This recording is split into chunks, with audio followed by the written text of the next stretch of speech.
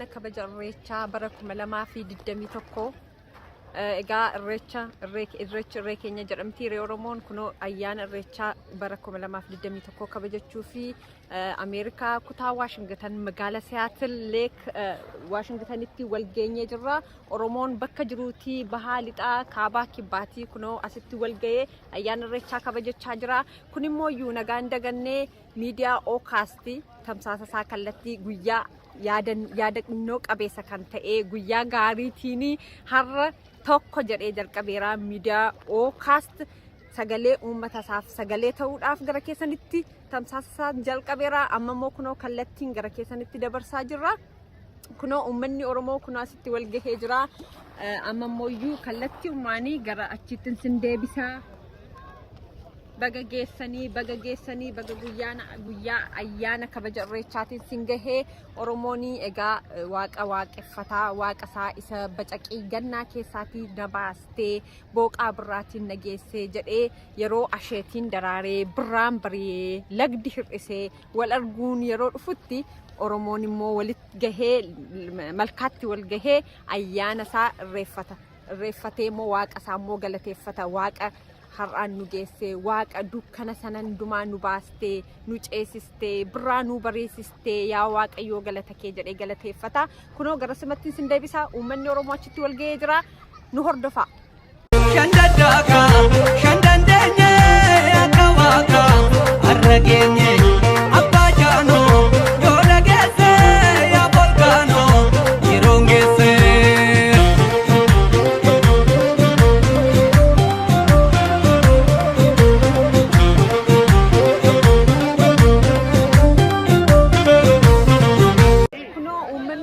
Akkasitti wayyaa isaatiin aadaa isaatiin faayamee walitti qabamee jira. Kunoo achumaan gara isaaniitiin sin dabarsaa. Kunoo irreeffachaa jiru. Kallattiidhumaan gara keenyatti nu duukaa turan wajjiniin bu'a. Shandadaka shandandeenye akka waaqa har'a geenye abbaa jaanoo yoo dhageesse yaa volkaanoo yeroon geesse.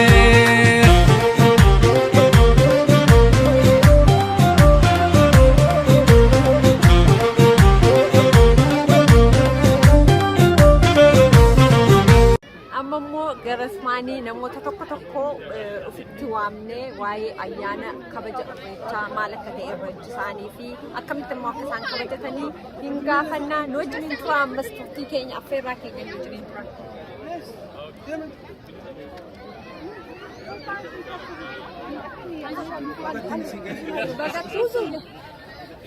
Kun abbaa oksee bagattiin si gahe. Kun egaa namoonni baay'een asitti Oromoon baay'ee walitti qabamee jira. Ayyaana irreechaa 2021 kabajachuuf mee isiniif irreechi maali? Ani irreechi anaaf Oromummaa eenyummaa kooti aadaa Oromooti afaan kooti seenaa kooti waa hundumaa koo calaqqisa irreechi. Kanaaf dhugaadha galatoomaa asitti argamtanii nu gaafachuu keessanii. Tole guddaa galatoomaa. Kunoo egaa bareeddanii jirtu baay'ee sibiilii dhagee jira. Mee dhaamsa qabdu? Egaa dhaamsa qabullee egaa baay'eedha gabaabsee waan tan jedhu Oromoodhaani gara kanaan bakka si ga'ee baga gammaddee bilisummaa keetti dhiyaattee jirta. Bilisummaan balbala kee irra ga'ee jiraate jabaadhu tokko ta'ii ka'ii irree kee jabeeffadhu ijoollee kee faana waraana bilisummaa Oromoo faana hiriiriiti isa yaadde. Isa abjootte sana galmaan gaadhuun jedhe. Ergaa keessan ittiin geenyeerra galatooma ayyaana gaarii isiniif haa ta'u. Amin isinifis. Shandadaka shandandeenye akka waaqa har'a geenye abbaa jaanoo yoo dhageesse yaa volkaanoo yeroon geesse.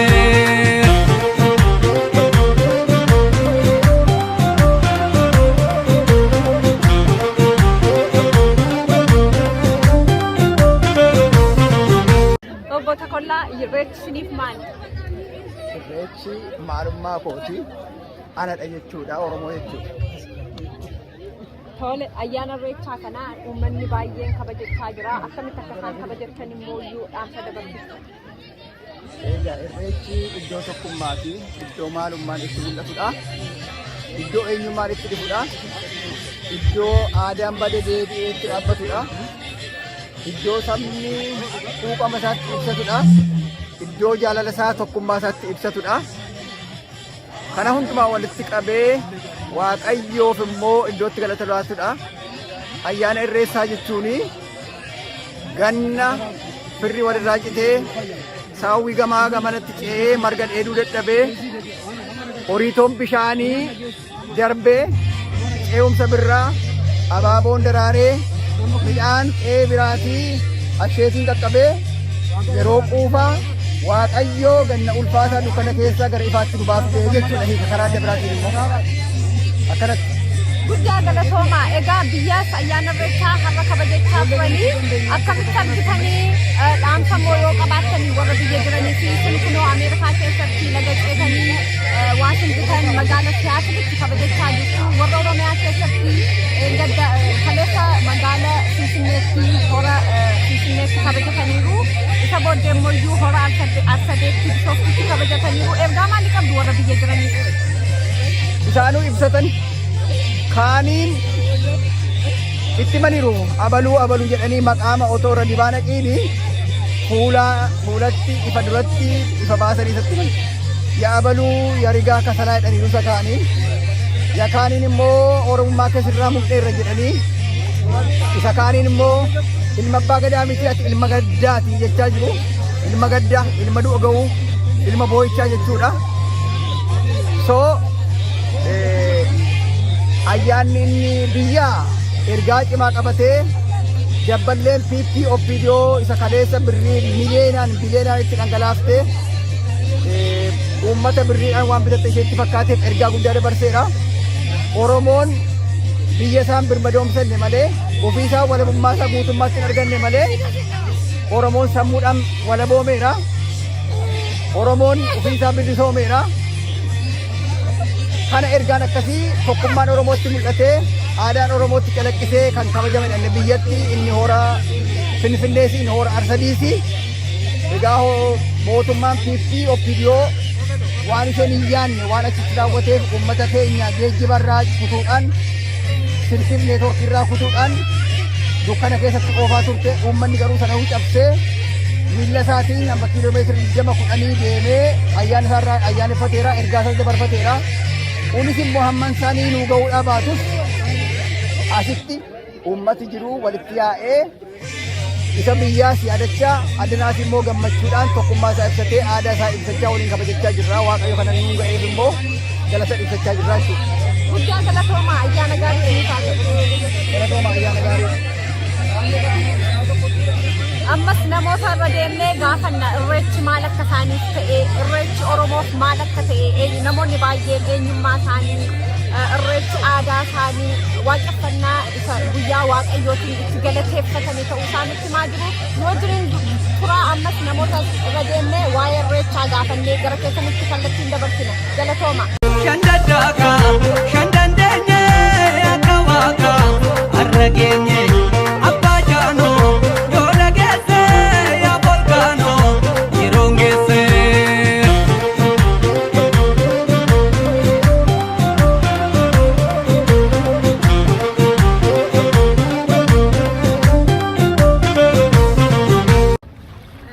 Can you tell me your name and about yourself? Yeah, hi, my name is Ayyaana Irreechaa. I am a freshman in college. Why you're here today? We are here celebrating Irreechaa. What's Irreechaa for you?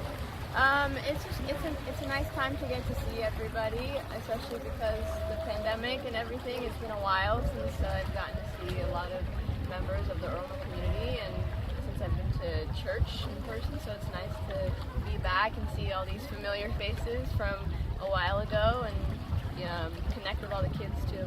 So, I am a student at Stanford University in California. I will say it was not easy. A lot of difficult work. I took a lot of harder classes in high school. I guess I challenged myself more, and it takes a lot of determination you just got to keep going and push yourself and just know your limits. Obviously you don't want to overstress yourself. You want to do what you can, handle yourself properly, but if I had to say anything to everybody, all the children or people who are going to college soon or in the future, work hard, but also don't overstress yourself, because not everything is doable. You can't take a lot of hard classes at the same time. Sometimes it's too much. Do what makes you happy, but also push yourself, because America it has a lot of great schools, and there's a lot of people who are trying to get into these great schools. Like Stanford only accepts 4% of people who apply, so, and I'm hearing that, you know, thousands and thousands of people apply every year, so that's a very small amount, and there's a lot of schools like that. So if you really want to get into a top school like that, or just any school, especially one's good for your education, work hard and be unique. Show them what you like. Tell them about yourself, about your culture. Be proud of who you are, and that's what will make them see you and want you. They want people who are proud to be themselves and to be different. And we are Oromo. We're not a lot in compared to a lot of people in America. So be proud of who you are, and work hard to show everybody in the world that. So getting into school is one thing, but paying is another thing. A lot of schools in general are very expensive to go to, especially if you're leaving the state that you live in. So a good advice is do your research, look around for scholarships, because there's a lot of scholarships everywhere. There's a lot of money that you can get from organizations and companies or the schools themselves, and to go to that school, because school's expensive, and you're not, especially if it's that much money, don't feel like you should have to pay for all of it if you can earn your way into it through scholarships. I applied to a scholarship and I got it, and that's why I'm able to go to Stanford. Otherwise it'd be a very difficult process to endure. So like, I know one of my friends, she also got into a good school in California area, but because it was too expensive, she wasn't able to go to that school, even though it would have been a great opportunity for her. So I highly advise you, with your parents or your schools or counselors or friends, to look up scholarships, because there's a lot of people out there trying to give away free money to anybody for college reasons, because they know college is expensive. So do your research, apply to as many as you can, and do it early, because some of them start as early as junior year, senior year, maybe before that. And if you play a sport, you might get into college because you play that sport too. So do your research. Yeah, so Stanford is a very big school. There's a lot of kids who go to that school, especially like American kids, and that's the same at all schools. A lot of American kids, so be proud of being Oromo, being African American. When you get there, try to find people who are like you. I found very few people who are African American who are Oromo or from East Africa, and you can kind of get to know them and embrace your culture through them, because around them, you know, they understand what it's like to not just be like black or African American, to be from Africa, to have African parents, to eat African food all the time. So connect with those people, and there's probably clubs too. Maybe there's not a lot of people in them, but at least those people look like you, probably speak the same language as you. So look for clubs, and don't be afraid. Be proud of who you are. Even if you are the only Oromo at your school, start a club, or encourage more Oromos to come to your school, and just show your culture. I am not the most familiar with this individual. I don't know him personally, or haven't really gotten to know much about him, but I do know that I live currently in a building that used to be where one of the most brilliant Oromo people lived when they attended Stanford. So I think it's pretty cool. It's like a little legacy to follow. But yeah, when I got there, someone told my dad, and then my dad was like, really? That's, wow, that's so cool. So now it's like carrying it on into the future, and maybe when I leave, another brilliant Oromo individual will live where I live, and that'd be pretty cool. I feel it's kind of cool. It's cool to hear about not only like person of color, but especially Oromo. Yeah. Like, you're gonna carry the legacy on, and hopefully when I leave, somebody will take that on and be the new Oromo person. Yeah, I heard that Jawar Muhammad used to live in the exact building that I lived in, or that I live in right now. So I think it's pretty cool. I think it's cool to be to know that not only a person of color, but an Oromo individual used to live exactly where I live, and hopefully one day it'll be somebody coming into Stanford, an Oromo individual, and they'll say, oh yeah, you know Jawar and Hawetan used to live there, you're the next one. And maybe it'll mean many Oromo people will come to Stanford, or great schools in general in the future. So I think it'll be pretty cool. Work hard. Don't stop working hard. And once you might think, oh, it's over, you're just getting started. And even when high school is over, just getting started with something even harder. But the harder you work, the greater the reward will be. I'm hoping. So you just keep working hard, but also do what you want. Don't push yourself. If you're not, great at English, don't push yourself to become an do an English career in the future. If you're great at math, do math. Become an engineer. Do what you are good at, and go to a great school for that. Stanford is great for science and STEM, like science, engineering, math. So go to a school that best helps you with that. And if it's a top school, that's great. If it's a school that just work hard for it. And families, look for scholarships. You don't have to be a billionaire to go to college. You just have to work hard and look for the right opportunities, because you can get into a good school. I got into Stanford, and it's an expensive school, but I'm managing with that, and I got a scholarship. So you might earn multiple scholarships to go to the school of your dreams. So work hard.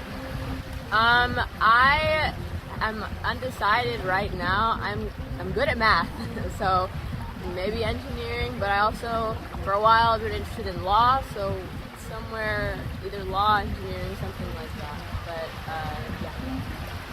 Hawetan, thank you for your time. I wish you all the best. Thank you so much. Don't stop working hard. Thank you. Shandadaka, shandandanye, akawaka, arragenye, abajano, yoragese, yabolgano, irongese.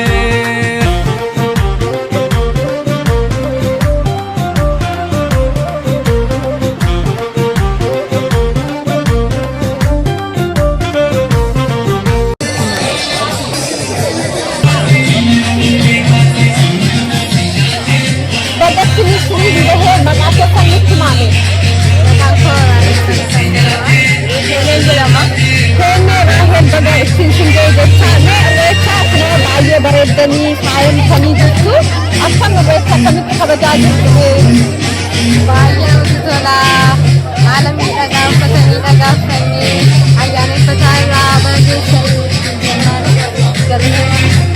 Irreecha actually gadi biraa jiraachaan ture meeffadheeyyuu hin beeku biyyatti sila ayyaana irreecha deemee hin beeku seera kanatti argamgale waggaa 3 waggaa 9 irreecha irratti argamee baay'ee namatti tola akkanatti uummatni Oromoo miidhagee waliin irreecha gaafa ayyaaneffatu baay'ee namatti tola dhugaatiin waggaa waggaatti irreecha dhumee ayyaaneffannu baay'ee namatti tola so baay'ee fiiliingi akkamii qaban irreeffachuu jalqabdee maal fiilii goote akkamii addisa yeroo dheeraadhaa fi irreeffachuu hin beeku keessaa reefu waggaa sadaffaa keetti eddii Ameerikaa keessaa fi Waashingtan eddii dhuftee irreeffachuu jalqabdee mee addaddummaa isaanatti himee fiiliingi kee deebii bakka Oromoon hin jiran biyyatti irreecha deemee hin beeku irreecha deemee hin beeku waan fiilii maal ilaala malee irreecha maal akka ta'e hin beeku hin ture amma garuu akkasitti dhufee gaafa ayyaaneffatu waggaa waggaa miis godhee hin beeku baay'ee natti tola baay'ee bareeda gaafa irreechi ga'u baay'ee tola deemee isaa fiiliingi isaa I don't know namatti tola baay'ee uummatatti wal argee uffatee miidhagee gaafa ba'u aadaa bareedaa moo keessa keessatti aadaa oromoo gaafa guddaa galatoomii kunoo gaafa finfinneetti sirreeffataniiru ergaan qabullee irreechatu waggaa waggaadhaan uummati oromoo bakka jiru hundaa beeku ayyaaneffatee sodaa tokko malee birannaa tokko malee aadaa isaa bahee utuu bahee aadaa isaa kabajate natti tola. Haalli siyaasa biyyaa akkuma beekamu irreechi baay'ee nama sodaachisa namni hojii baay'ee keessummaa ayyaaneffachuun akkasitti sodaa malee ba'anii ayyaaneffatan hunduratti ofirraa bu'anii irreecha kanatti dhufanii natti tola. Kanaaf ergaan koo sodaa malee ba'anii ayyaaneffatan guddaa galatoomii ergaa qabdaa. Anis yeroo jalqabaa fi kan inni irreecha hirmaachaa baay'ee itti toleera baay'ee gammadeera guddaa galatoomaa uummata oromoo baay'ee itti jaalladha isinii jedha. Guddaa galatoomaa ayyaana gaarii isiniif haa ta'u. Galatoomaa isiniif illee.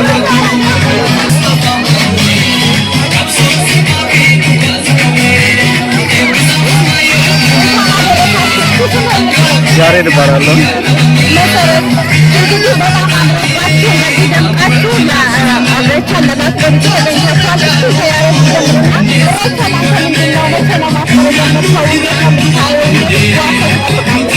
ኢሬቻ እንግዲህ የኦሮሞ ወንድሞቻችን የምስጋና በዓል ነው። የበርግ ሲዳማ ነኝ። እንደምናውቀው የሲዳማና የኦሮሞ ሕዝብ በርካታ የሚጋራቸው የባህል፣ የታሪክ፣ የማንነት ነገሮች አሉ እና ኢሬቻን የምስጋና በዓል እንደሆነ አውቃለሁ። በጉጉት ነው የምጠብቀው። እዚህ እንደምታየውን አካባቢው እንዳለ ደምቆ ፈጣሪ እያመሰገኑ ያሉትና አንድ 4-5 ዓመት በላይ በተከታታይ ታከብር ነበር።